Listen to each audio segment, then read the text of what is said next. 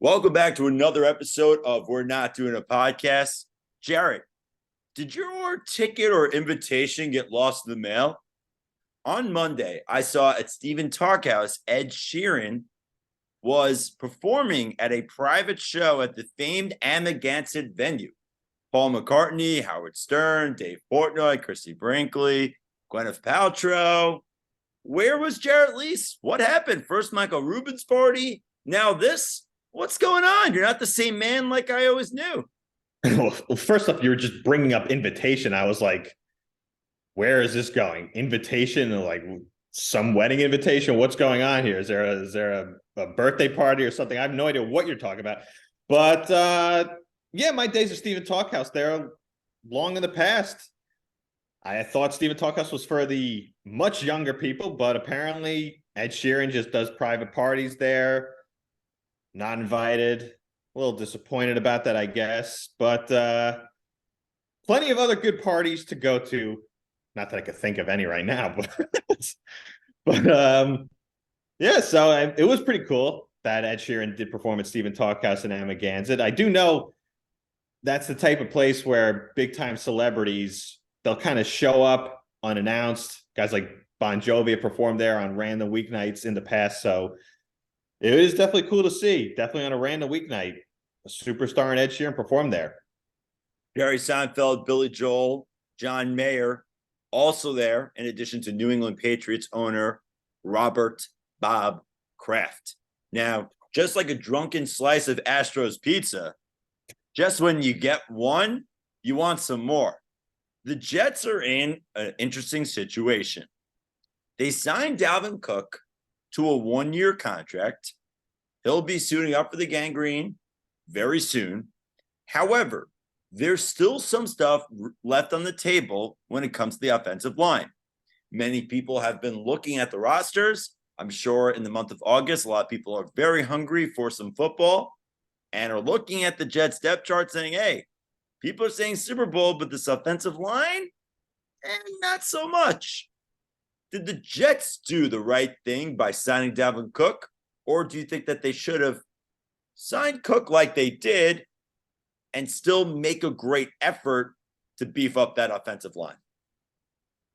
Well, as far as the current timing of the situation, Dalvin Cook is the best available player on the market, and the Jets had plenty of cap space, in large part because of the $35 million pay cut Aaron Rodgers took. So you applaud the Jets for bringing in Dalvin Cook and now totally solidifying the number one backfield in the NFL when you add Dalvin Cook to Breece Hall. But as far as your question with the offensive line, good offensive linemen just simply don't grow on trees. They're not available in the month of July and August. And the Jets are just going to have to figure it out. Right now in training camp, they're trying to figure out who the five best guys are to suit up for their week one game Monday night against the Buffalo Bills.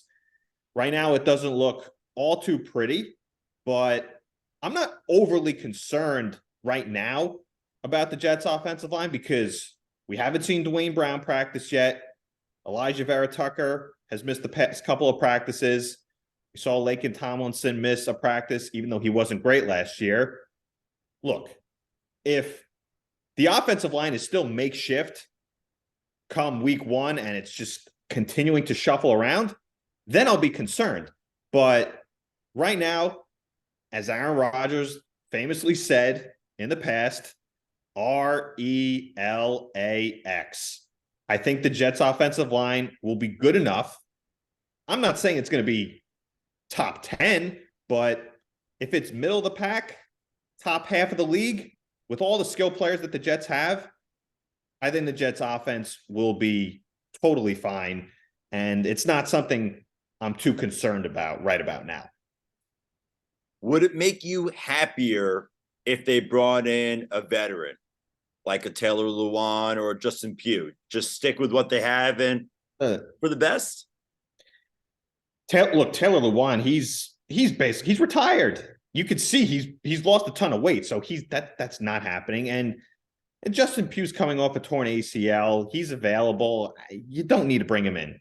I think the five best offensive linemen for the Jets will be Dwayne Brown left tackle. It's probably going to be Laken Tomlinson at left guard because they paid him big money. I personally would have Joe Tippmann be the opening night center. I think he has the most upside. I would have him slot in over Connor McGovern, and right guard Elijah Vera Tucker. And we just saw Robert Saleh announce that Mekhi Becton, he's going to get some reps at right tackle.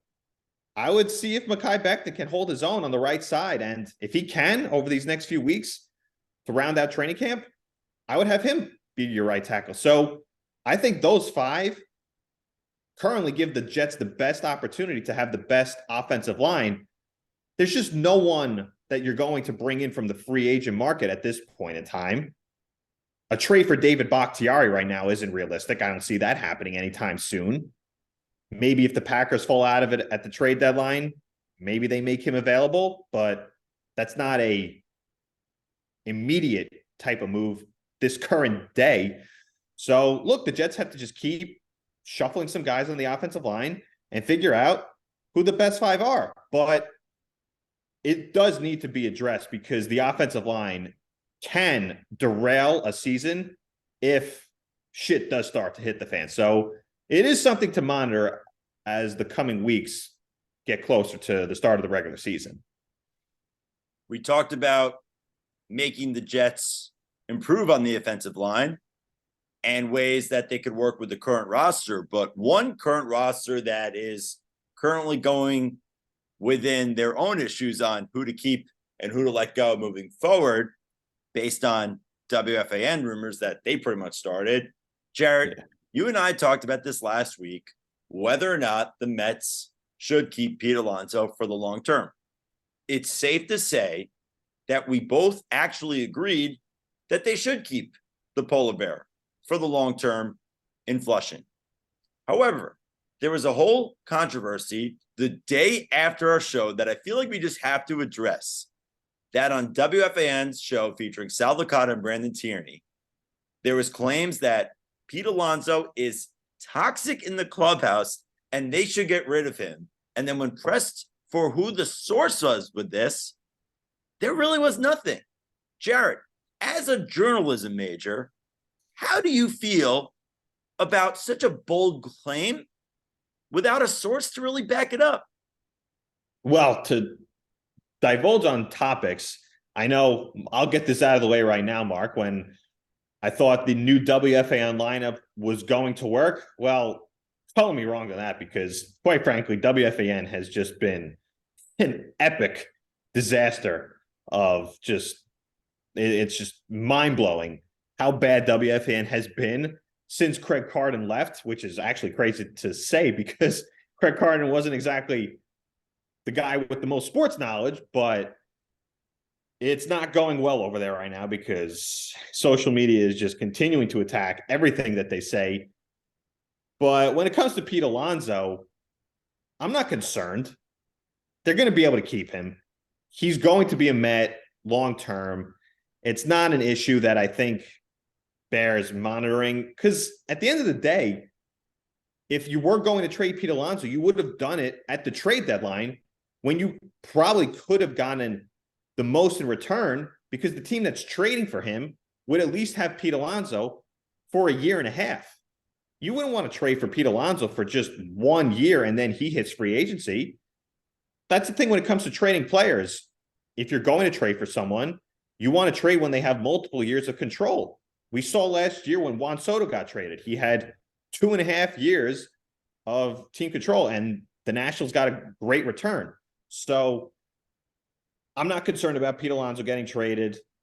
I think he's going to be a Met. The concern is how do you feel about the accusations of calling Alonso toxic when, for starters, no one knows. And after that, Alonso, like we mentioned, is a top 5 first baseman in baseball. It's kind of hard to say that they should get rid of him under any circumstances, especially without any validity that he has been toxic in the clubhouse. At the end of the day, who cares what anyone has to say at WFAN? They're clearly doing stuff for clicks. every day their opinions change on Yeah, I think what. they got all of our clicks. I mean, we were clicking every article with updates because I couldn't believe it. I just, that is such a bold accusation to say that someone is toxic without a player telling you that, without a coach telling you that, without a reporter telling you that. To say, hey, the team isn't playing well. There's kind of a toxic vibe within because they don't know where the organization is going. That could be realistically said, but to put it on one player without any background, there's doing something for clicks, and then there's just being dirty. Yeah, Pete Alonso, he's not toxic in the clubhouse. Look, the ultimate issue really with the Mets is they're cursed. If it were up to me, I would get rid of Citi Field, build a new stadium, or move the fences in at Citi Field by another 20 feet so guys can actually maybe hit the ball. And you have to develop you have to develop players properly in the minor leagues. So when they come up to the major leagues, they're all ready to go. You just saw it this week with your New York Yankees. The Atlanta Braves smoked the crap out of them. The Braves smoked the shit out of the Mets over the weekend. Teams like the Atlanta Braves are so successful, and the Dodgers and the Astros, because they're a factory. It doesn't matter who they lose in free agency. They bring up guy after guy after guy from their farm system. And it's not because necessarily those players are actually good. Yes, of course they're good. But there is something that these organizations do that develops these players properly that the Mets and the Yankees simply do not do. And you can't tell me, oh, one guy is the answer. Yes, Aaron Judge, he's great. Anthony Volpe is okay. It's multiple players. That's why the Mets are a shit show of an organization. I saw on MLB.com over the past 8 years that their farm system has been ranked in the top 10 at one point, starting from beginning of the 2015 season, midway through, all the way up until now, 2023. One time. So the Mets are they're just such a terribly run organization. And until they fix what is the deep-seated problem internally, things will not change with the Mets. So there's my Mets rant. Pete Alonso's not a cancer. He should be a Met for life. He'll be the greatest Met power hitter of all time. He'll be the best Met hitter of all time. He'll break every record. So don't listen to what the guys at WFN have to say. Listen to what Jared Least and Mark Weber have to say on We're Not Doing a Podcast. And honestly, listen to what I have to say when it comes to the Mets, because even though I sound like a raging maniac, I'm mostly right. So I'll leave it at that when it comes to the Mets. I'll let you take the rest when it comes to that shitty team that I can't stand anymore. Jared, bringing back our longtime segment, The State of the Mets. We've been doing a lot of Mets on this podcast because Jared is always very passionate towards it, brings out a lot of insane points, and that's why we love him. That's why we love him, folks. All right, great. Moving on from one false report to another. Michael Orr, the famed NFL lineman, is now coming out and saying that the Tui family, if all this sounds familiar, yeah, it was a part of the movie TheBlindSide, which made $300 million in the box office back in the late 2000s, that the Tui family did not adopt him and actually signed a contract with him to do business deals on his behalf. And not just that, that $300 million in the box office is very important because the family, including the kids, got a cut of the box office money, and Michael Orr reportedly did not. Jared, I think it's safe to say that every single take about Michael Orr, blindsided jokes, has been done. Yes. But Jared, this is not a regular podcast because we're not doing a podcast.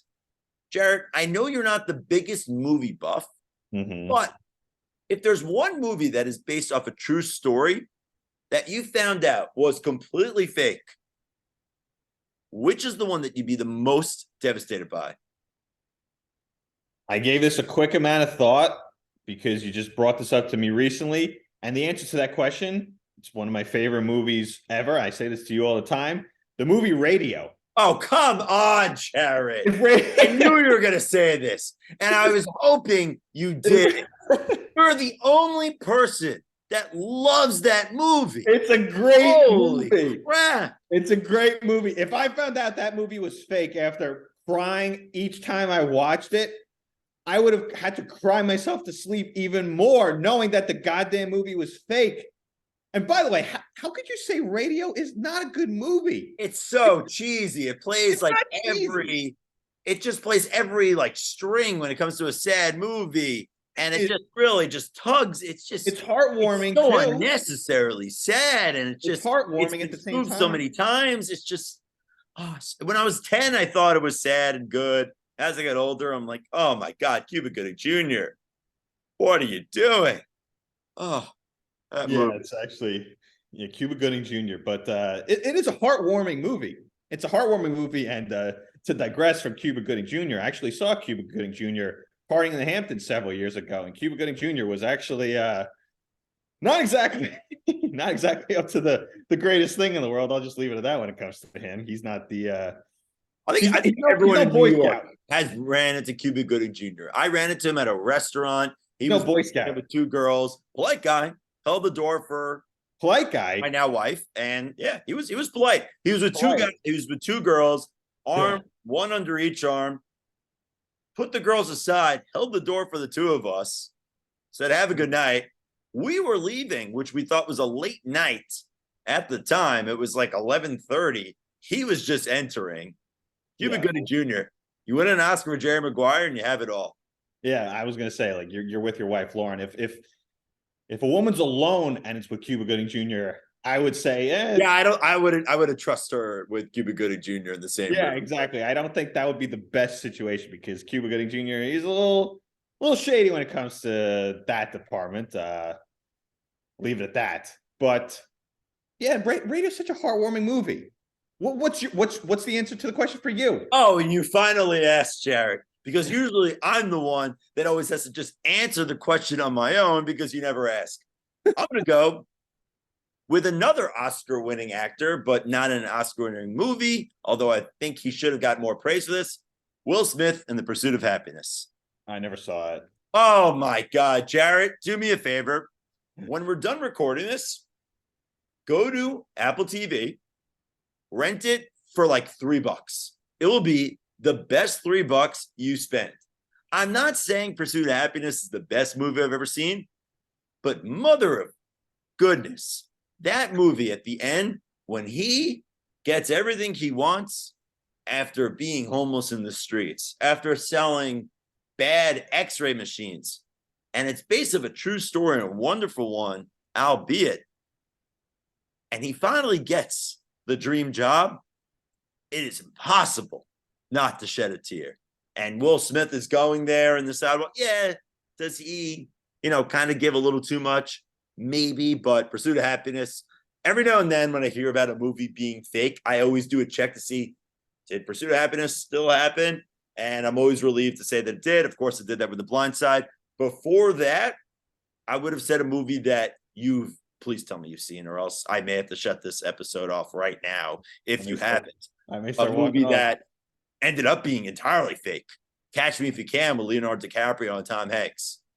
I saw Catch Me If You Can at your suggestion. That's basically the story of my life. I just watch movies at your suggestion. I join social media sites at your suggestion. So I did see Catch Me If You Can. That was a very good movie.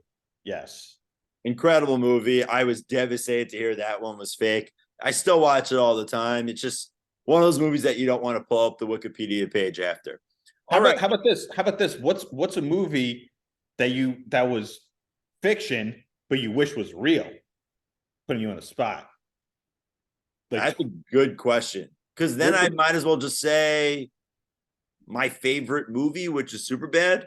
I mean, it probably was real, but probably not so much because it was two 13-year-olds that actually wrote that movie about two 18-year-olds, which was fascinating. A fun fact, Evan Goldberg and Seth Rogen. That's a good one. I mean, that's my favorite movie of all time. So I'm going to have to say that. And I kind of wish I was at Jules's party. I have to wish you were at Jules's party in that movie. Are you talking about Jules in the movie or Jules? No. Emma Stone. Emma Stone's character. Emma Stone. You know what I'm talking. Yes. All right, moving on. Lionel Richie this past weekend at a concert at Madison Garden. Well, he was supposed to have a concert. There was unfortunately a traffic situation, and an hour into the concert, it was canceled. Jared, how quickly would you be banging on the windows of the MSG box office if you were at Lionel Richie, spent a ton of money to go to that concert, and found out that Mr. Richie canceled it an hour into it? So I'll give the analogy. This is from, it's not an analogy, but from the movie Billy Madison, when Billy is sitting in the classroom, when the teacher, another Oscar-nominated movie that Jared, when she's reading the book The Puppy Who Lost His Way, at the end of the story, Billy Madison says, "You get off your ass and you find that fucking dog." Now, going back to Lionel Richie, this is the case of you get off your ass and you get your ass to Madison Square Garden. You're coming from Boston, right? You come from Boston? Yes, he was going from Get Boston. on a Acela. Get in a car. It's the summer. There wasn't a snowstorm. And was it the apocalypse? Was it the day after tomorrow? Were the streets flooded like crazy? I don't think so. No, but the tickets to that concert were incredibly expensive. I was looking at the cheapest. You get to Madison Square a few Garden. months ago, it was like $280, and this was back in March. You get to Madison Square Garden. Doesn't matter. You've seen me go out and about sick as a dog, like I'm on the verge of death. I've seen you back in school. I thought you were going to die sometimes going on the radio, but you know what? You did it. And this was for a college radio station. People are paying hard-earned money to see you at MSG. Get to the Garden and perform. What a joke. It's absolutely ridiculous. I hope you feel the same way as me on this.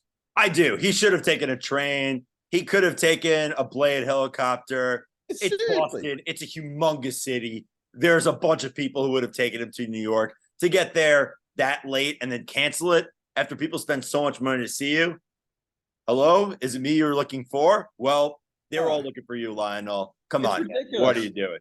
All right, now for our final segment. And this is the one that I kind of prepared Jarrett a little bit on, but I really want his natural reactions because, heck, that's what makes the podcast when we get Jarrett's natural reaction. Kind of has to deal with it or not with it. I'm going to list 3 upcoming shows or movies. And Jarrett, you're going to tell me whether it's with it or not with it. Meaning something that the crowd and the it people would like to see, or the crowd and the it people would not like to see, or based on your interpretation, which I hope you don't do, which you'll probably end up doing knowing you, whether or not you want to see it. We're going to start off with a movie that I know Jarrett has been just so eager for ever since he saw the trailer. And that is the 6th installment of The Exorcist Believer, premiering in theaters supposedly October 2023, pending on the writer's strike, of course. Jarrett, Exorcist Believer, with it or not with it? Okay. Sidetrack on the story to that movie. You and I saw Oppenheimer together, and this goddamn movie was a trailer for Oppenheimer. And I said to you, why make a movie like this? I literally have had nightmares about these little girls under my bed for the past 3 weeks. Not with it. No one should ever see this. It's sick. It's disturbing. But girls are pretty cool. They love to see a good horror movie. No. Would you take a date to see Exorcist Believer? Wow. I can have a podcast episode for the next 2 hours on that. Depends on the girl. Like what kind of date night are you looking for? Are you looking for? Hey, girls do love not with it. It's not with it. I don't even know. Jesus all right, Christ. next up, premiering on Netflix sooner than Exorcist Believer, August 18th on Jarrett's favorite streaming service, Netflix. You're so not invited to My Bat Mitzvah, based on a 2005 book starring Adam Sandler's daughter, Sunny Sandler. With it or not with it? I'll let you answer this question first because I know how much you love Adam Sandler and you sent the trailer to this. So I'll let you answer first. Is it with it or not with it? It's 100% with it. It's Adam Sandler, his Jewish daughters, bunch of Jappy girls from California, bat mitzvahs. I don't know if people are going to watch this right away, No. but they will be watching on Netflix at some point this summer. I think a lot of people will tune in. Whether or not it'll be a major talking point for the rest of August, I'm not sure. But whether or not it will be watched, I think it's definite. I think people will tune in to watch You're So Not Invited to My Bat Mitzvah, which is based off a book that I never heard of, and it was released around the time we were both in the bar bat mitzvah season, which is pretty surprising. But Sonny Sandler, potentially the next big star in Hollywood, but always helps when your dad is Adam Sandler and has a Netflix deal. Look, as far as with it or not with it, I'll just say this. I love Adam Sandler, but can Adam Sandler please just go out in public like he has looked like he's taken a shower? I mean, seriously, I know he doesn't care.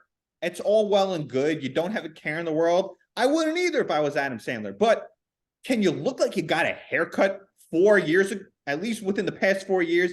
Can you look like you wear a matching set of shirt and shorts? It's just ridiculous. I mean, you make movies with every beautiful actress in the world, but you look like a schlub. Like, you don't even have to look like that great. Mark Cuban at least looks like he showered. So that's my rant on Adam Sandler. But the movie, I don't really think it's that with it. He keeps making movies all the time. It gets to a point where, well, he has to. He signed a $250 million deal with Netflix to just pump out movies for them. Yeah, he just can't. So throw your daughter in a movie. Why not? And her friends. Well, the basketball movie that he made, which I thought was solid, but like that didn't gain any traction. It is what it is. Yeah, but everyone tuned into it though. Everyone checked it out because people love Adam Sandler. It may not be talked about a lot, but people are tuning in. No, people are tuning in. I just Adam Sandler just dress a little better. A little better. Come on. You're telling me that you're not going to be at a table somewhere in the Hamptons where a bunch of moms are going, "Oh, did you see that? You're so not invited to bat mitzvah. That Adam Sandler's a character." Were you talking about women in their 50s or 60s or women in their 90s based on that impression? Jesus. And then their daughters will watch it too, I'm sure, and their sons. I guess people may tune into it. It's just probably going to be one of those movies where you laugh because it's just so egregiously stupid. Like it's not going to be a good movie at all. It's kind of like that movie that came out on Netflix with Jonah Hill and Eddie Murphy that you laugh because there were some funny lines, but the movie was just so godforsaken terrible. So it may be that type of movie, but it is what it is. So 2 not with it's for me. Yeah, You People on Netflix that premiered earlier this year was, I thought it was funny. It could have been better, but I did enjoy it. Finally, Sage Steele, whatever she's going to next as she exercises her First Amendment rights more following her exit from ESPN. Will you be following Sage Steele in her next venture? I'll be following her next venture. It'll be interesting to see what she does, but with it or not with it? Is it really with it? I mean, I'm kind of intrigued by it, but I'm thinking for the people. I'm not thinking just solely about myself. I'm actually, stepping outside the box. Yeah, that's good. It's a step up. Thinking about other people. So I don't really think it's with it. I'm intrigued, but as I always like to say, I'm always thinking about others before myself, But I guess it's not really with it. So 0 for 3 on with it or not with it. Nothing. I don't know. Nothing's with it. I'm you know what? I'm just ready for the start of the Jet season. Nothing else is but with it. But the Stephen Talkhouse concert, that's with it, right? Okay. Kind of. How is it not? Everyone was there, Jared, except for you. Is that why it wasn't with it? Because you weren't there? No, I think the Ed Sheeran concert at more of MetLife. That's more with it. You know what? I'm thinking on behalf of the people. Not that the creme de la creme, the elites getting invited to an all-exclusive event. I'm thinking like the common man and woman. So the concert at MetLife Stadium, that's more with it. I think about the others before I think about myself. That's my moral of tonight's podcast. Think about others before you think about yourself. What's your moral of tonight's podcast, Mark? How about that? My morals of the podcast is say that you are always invited to tune in on YouTube, whenever, TikTok, wherever you are watching our podcast. For Jarrett Least, I am Mark Weber. We are not doing a podcast. I think to say that this episode was with it, and we hope so. And we'll see you next week.